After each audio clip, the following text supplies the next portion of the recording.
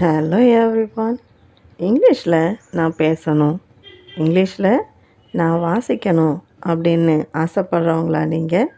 அப்போது உங்களுக்கான டே 30 வீடியோ தான் இது. வாங்க வாசிக்கலாம், படிக்கலாம்.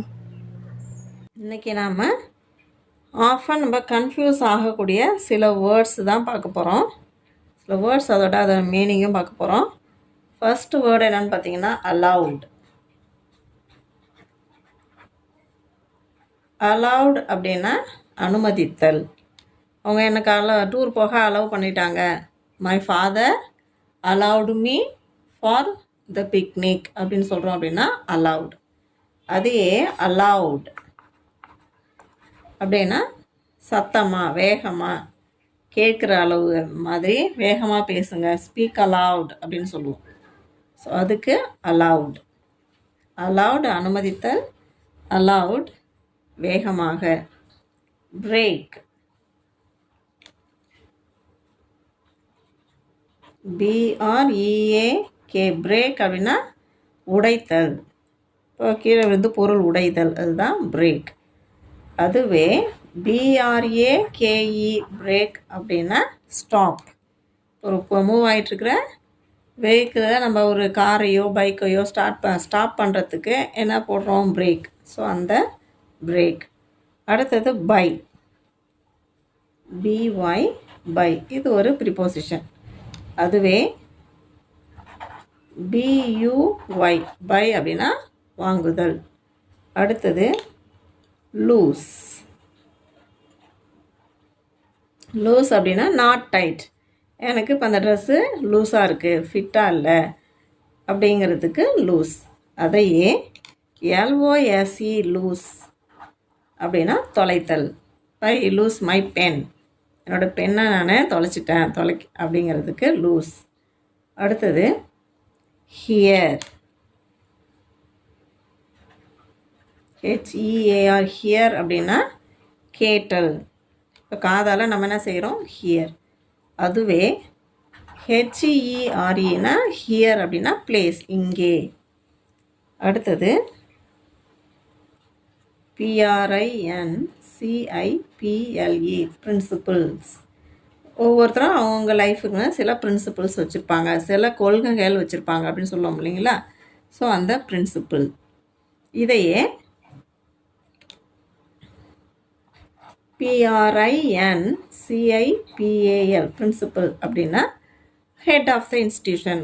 இப்போ ஸ்கூலில் காலேஜில் எல்லாம் ஹெட்டாக இருக்காங்க இல்லையா, அவங்கள பிரின்சிபல் அப்படின்னு சொல்லுவோம். பிரின்சிபல் அப்படின்னா கொள்கைகள், இவங்க வந்து ஹெட் ஆஃப் த இன்ஸ்டியூஷன். அடுத்தது பீஸ், PEACE பீஸ் அப்படின்னா அமைதி.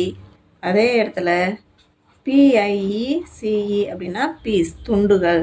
இப்போ நான் ஒரு கேக் பீஸு சாப்பிட்டேன், இல்லை அந்த கண்ணாடி விழுந்து பீஸாக உடஞ்சிச்சு அப்படின்னு சொல்லும் இல்லையா, அந்த துண்டுகள் துணுக்குகள் அப்படிங்கிறது பீஸ். இங்கே இந்த பீஸ் அப்படிங்கிறது அமைதி. அடுத்தது குவைட்,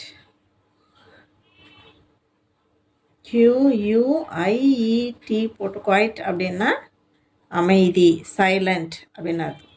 அதையே ஒரே எழுத்து தான், இடம் மாறுது. QUITEன்னு பார்த்தீங்கன்னா குவைட். இப்போ பேசிகிட்டு இருக்கும்போது அவங்க சொல்கிறது உண்மைதான் அப்படின்னா குவைட் ட்ரூ அப்படின்னு சொல்லுவாங்க. ரியலி, உண்மையை, கிட்டத்தட்ட அவங்க சொல்கிறது உண்மைதான் அப்படின்னா குவைட் ட்ரூ. உண்மை அப்படிங்கிறது சொல்கிறதுக்கு குவைட் அப்படின்னு சொல்லுவாங்க. குவைட் காமன், இது வந்து எல்லாருக்கும் தெரிஞ்சது தானே, இப்போ எல்லாருமே காமனாக பயன்படுத்துகிறது தானே அப்படிங்கிறது கூட குவைட் காமன் அப்படின்னு சொல்லுவாங்க. இல்லை அவ சொல்கிறது உண்மை தான் அப்படிங்கிறதுக்கு குவைட் ட்ரூ, இல்லை குவைட் நார்மல், குவைட் காமன் அப்படிங்கிற மாதிரி இந்த வார்த்தையை பயன்படுத்துவாங்க, உண்மையிலேயே அப்படிங்கிறத சொல்கிறதுக்கு. அடுத்தது வீக். வீக் அப்படின்னா நாட் ஸ்ட்ராங் இனஃப். எனக்கு இதெல்லாம் ஒரே ஜுரம், ரொம்ப வீக்காக ஃபீல் பண்ணுறேன் அப்படிங்கிறத வீக். அடுத்தது ரொம்ப ஸ்ட்ராங்காக நான் இல்லை, இப்போ என்னாட்டி கொஞ்சம் இயலாமையில் இருக்கிறேன் அப்படிங்கிறத சொல்கிறதுக்கு வீக். அதையே WEEK வீக் அப்படின்னா 7 days. ஒரு வீக்கில் ஒரு வாரத்தில் 7 days இருக்கு இல்லையா, அதை வீக்குன்னு சொல்லுவோம். அதுதான் இது. அடுத்தது விச். விச் அப்படிங்கிறது எந்த அப்படிங்கிற கொஸ்டின் வேர்டை குறிக்கும். அதையே WITCH விச் அப்படின்னா நம்ம அந்த காலத்து பழைய புராண கதைகள்லாம் கேட்கும்போது ஒரு சூனியக்காரி இருந்தாங்க அப்படின்னு படிப்போம் இல்லைங்களா, அந்த மாதிரி சூனியக்காரி அப்படிங்கிறதுக்கு தான் which. allowed, break, buy, lose, hear, principle, peace, quiet, weak, which. நம்ம சவுண்டு வந்து ரெண்டுமே ஒன்று தான், ஆனால் ஸ்பெல்லிங்ஸும் மீனிங்கும் வேறு இந்த வேர்ட்ஸுக்கெலாம். ஸோ இது மாதிரி இன்னும் நிறையா வேர்ட்ஸ் இருக்குது. சூஸ் பண்ணி குவைட் காமனாக நம்ம அடிக்கடி ஸ்பெல்லிங்க்கு கன்ஃபியூஸ் ஆகக்கூடிய ஒரு 10 வேர்ட்ஸ் மட்டும் செலக்ட் பண்ணி நான் உங்களுக்கு இன்றைக்கி கொடுத்துருக்குறேன். அடுத்தது நம்ம இன்றைக்கி காலிங் அப்படிங்கிற வேர்டை வச்சு சில சென்டென்சஸ் பார்க்கலாம். காலிங் அப்படின்னா அழைத்தல். நான் அவனை கூப்பிட்றேன் அப்படின்னு சொல்கிறதுக்கு ஐ ஆம் காலிங் ஹர். நான் அவனை கூப்பிட்றேன். அவன் உன்னை கூப்பிட்டான் அப்படின்னு சொல்கிறதுக்கு ஹீ கால்ட் யூ. அவன் உன்னை அழைத்தான். அதையே அவனை அழைச்சான் அப்படிங்கிறதுக்கு யாரோ 2 பேர் கூப்பிட்டுக்கிறாங்க அப்படிங்கிறதுக்கு ஹீ கால்ட் ஹிம். இங்கே இருக்கிற இந்த ப்ரொனவுன் வந்து மாறலாம். He called you, he called him, எது வேணாலும் சொல்லிக்கலாம். இப்போ அவங்க உன்னை கூப்பிட்றாங்க அப்படிங்கிறதுக்கு அவள் உன்னை கூப்பிட்றா அப்படிங்கிறதுக்கு ஷீ கால்ஸ் யூ. இது கூப்பிட்டாங்கங்கிறதுக்கு கால்டு, கூப்பிட்றாங்கங்கிறதுக்கு கால்ஸ். அதே அவங்க வந்து அவளை கூப்பிடுவாள். இப்போ பேசிகிட்டே இருக்கும்போது இப்போ நீ பாரு அவள் வந்து உன்னை கூப்பிடுவா அப்படிங்கிறதுக்கு she will call you. Wait பண்ணிகிட்டே இரு, ஷீ வில் கால் யூ அப்படின்னு. அவன் வந்து உன்னை கூப்பிடுவா பாரு கண்டிப்பாக அப்படின்னு. அவன் வந்து அவர்களை கூப்பிட்டான் அப்படிங்கிறதுக்கு he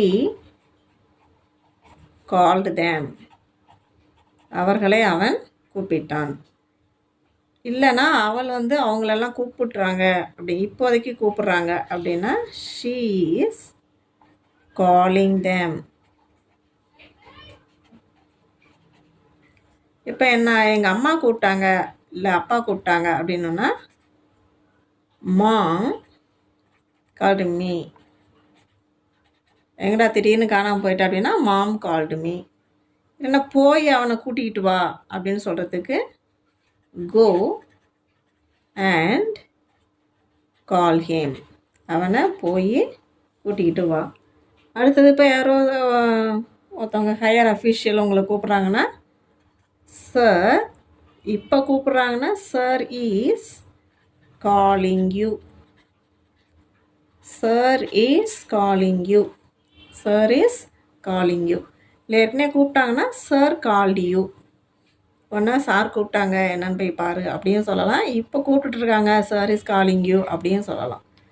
so I am calling her, he called you, he called him, she calls you, she will call you, he called them, she is calling them, mom called me, go and call him, sir is calling you. Thank you so much and meet you in another video.